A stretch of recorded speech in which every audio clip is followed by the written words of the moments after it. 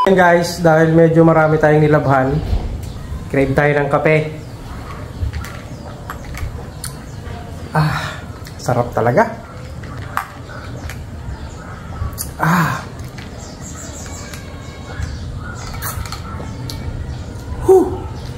Grabe, nakaka-satisfied talaga. Guys, kung paano ko ginawa, panoorin nyo tong video na to.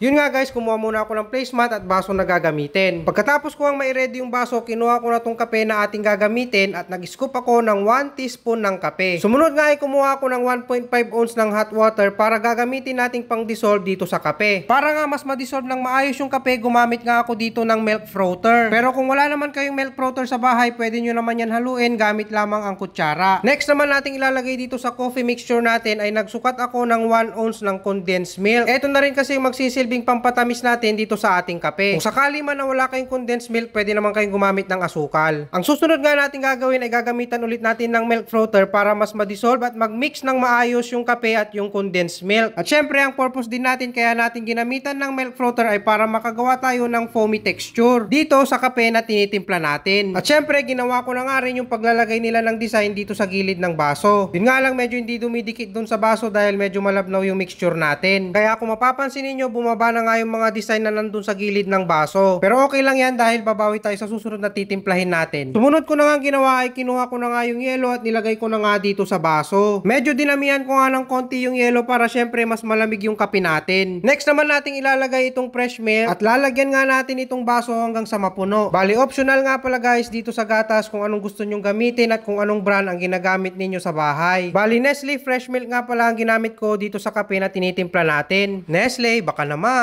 At eto na nga guys yung finished product natin at kape for today's video. At syempre minekos-mekos ko na yan insan para maghalo na yung kape na may condensed milk at yung nilagay nating Nestle fresh milk. At eto na nga guys yung ating iced coffee with condensed milk.